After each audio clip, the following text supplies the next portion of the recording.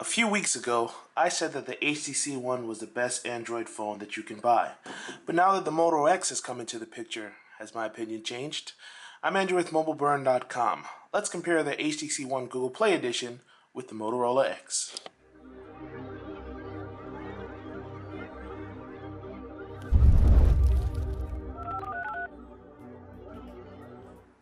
As I stated in a previous video, it's very interesting to see the HTC One and the Moto X next to each other because they have the same size screen.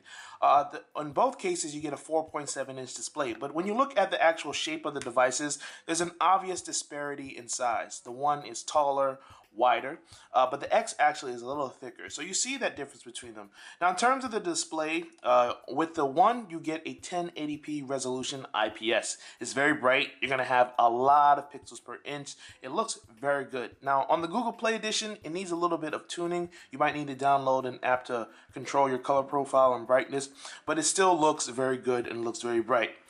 On the X, on the other hand, it's a 720p AMOLED display. Now, there are some trade-offs with that in terms of the saturation. Looks very good. You're going to have very bright colors. When you see them side by side, you might notice that the colors are a little bit deeper and richer on the AMOLED screen in terms of saturation, but the brightness, you're going to get a weird tint to the white sometimes when you open the browser. It might be a little pinkish red depending on what you're looking at, but overall it's still a very good display. And even with the 720p resolution, you're not losing much unless you put them side by side.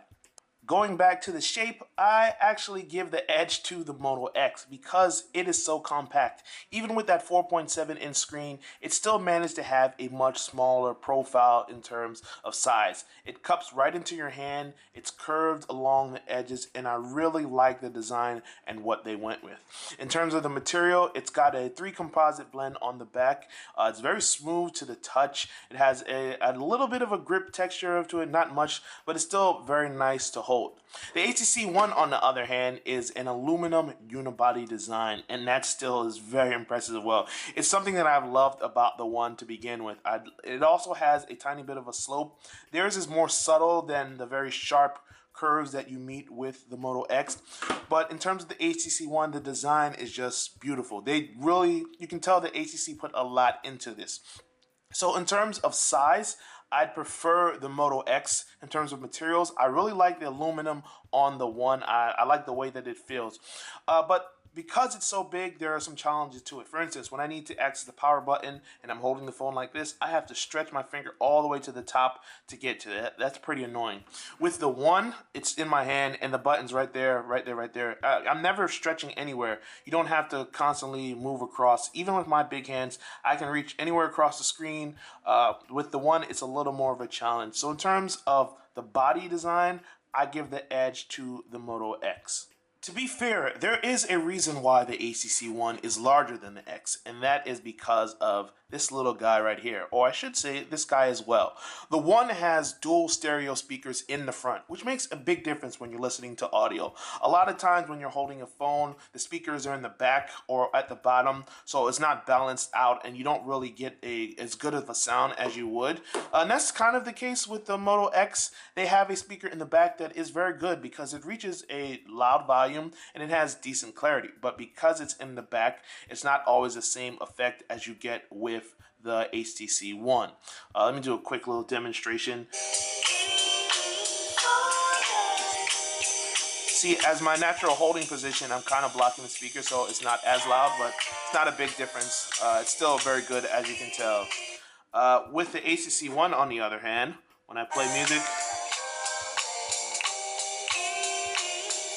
see, my natural position doesn't block the speakers. Still reaches very good volume, good sound quality with the Beats audio profile and all that, whatever. But it's still very good. So that is one reason why I really love the HTC One. Whenever I'm watching videos or listening to music, I never have to worry about where my hands are, or if I put the phone flat on a fabric surface or on a desk, will I be blocking the speaker? That's not a problem with the HTC One. In terms of the internal hardware, it's pretty impressive as well. It has a 1.7 gigahertz quad-core processor, which means you're going to get a lot of power out of this. It has 2 gigabytes of RAM, 32 or 64 gigabytes of storage internally, no micro SD slot. It also has a 2300 milliamp battery, Bluetooth 4.0, and an IR blaster in case you want to use it to control your television. Aside from that, on the back, it has a flash with a 5 megapixel camera, or what they call ultra pixels, which are designed to capture more light. The Moto X is not as impressive, but it's no slouch either. It has a 1.7 gigahertz dual-core processor, but it also has a couple of low-power cores handling a few other things. There's 2 gigabytes of RAM, 16 or 32 gigabytes of internal storage, and a 2200 milliamp battery. There's Bluetooth 4.0, no IR port unfortunately, but you can beam content to a television using Motorola Connect.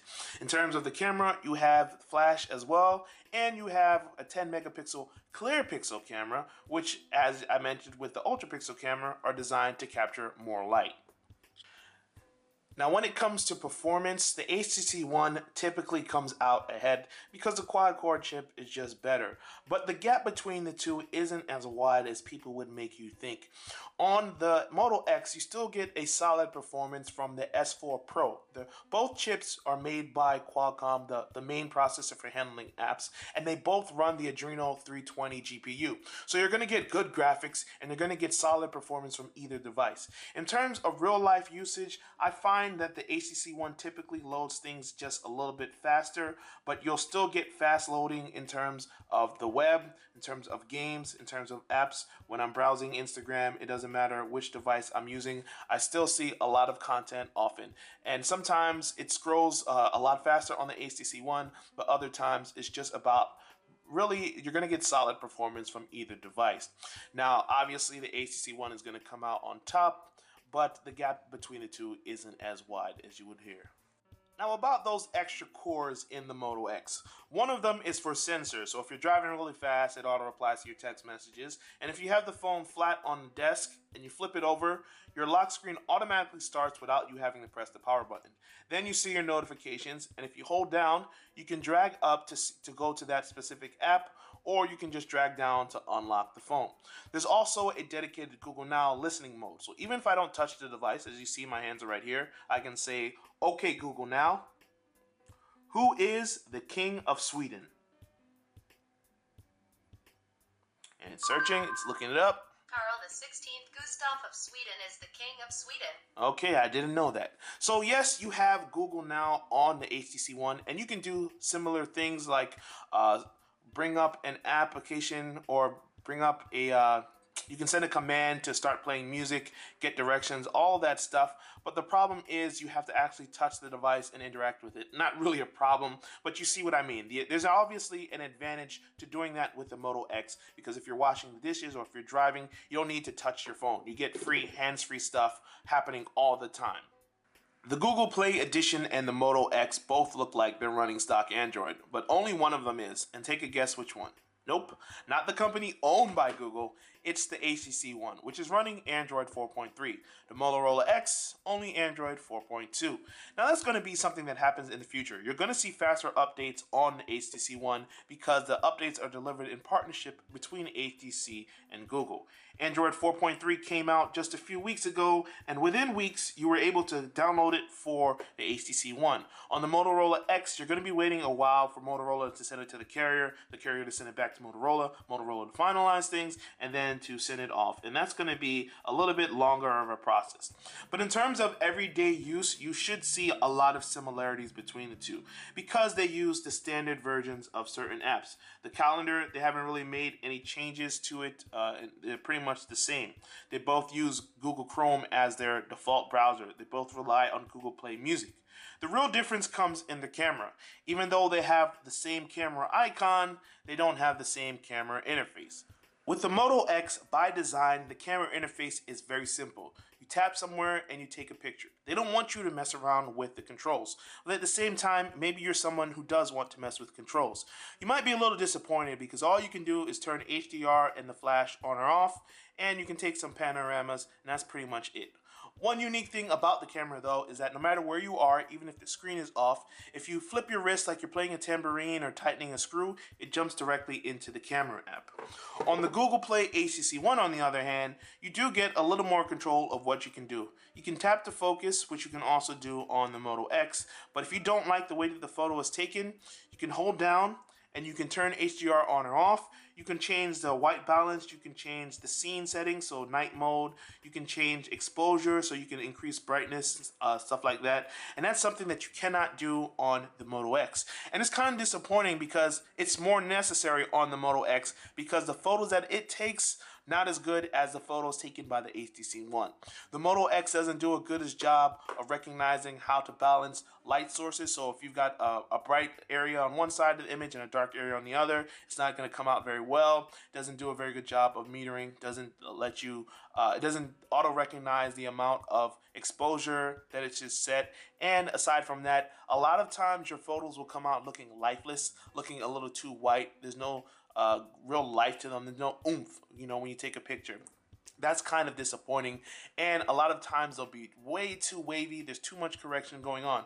So the Moto X can take photos in good condition sometimes, but more likely than not, the HTC One will deliver much better photos. Even though it's a 5 megapixel camera, like I said, it's all about the ultra pixels. It comes out much better than the clear pixels of the Moto X. So what's the bottom line? Well, despite having a slightly lower capacity battery, the Moto X still delivers good battery life. It still delivers a quality screen, and it has a superior design because of its compact shape, yet still giving you that big 4.7-inch screen. And the performance is good enough, so on a day-to-day basis, I could easily see making this my primary phone. But on the other hand, the HTC One delivers better performance, very good battery life, and because it's a Google Play edition, it's going to get software sooner than you will on the Moto X.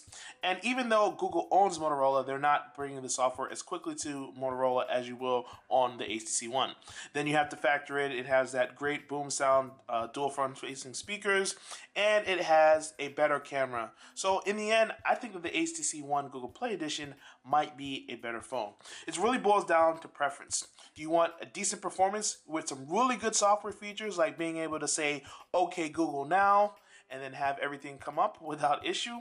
Or do you want to have better audio, nice big shape, at the same time it has software that's similar to the Moto X, not as feature rich, but still very good, and it has a superior camera? In the end, I prefer the HTC One Google Play Edition, but I won't fault someone for wanting something like the Moto X. It has the perfect shape, just doesn't have the perfect performance. This is Andrew with mobileburn.com reviewing the Moto X and the HTC One Google Play Edition. You can see full reviews of each device by following the links in the description below, as well as more details and photo samples of these devices by following the same links. Hope you enjoyed the video, and if you did, feel free to click like and subscribe. Thanks for watching.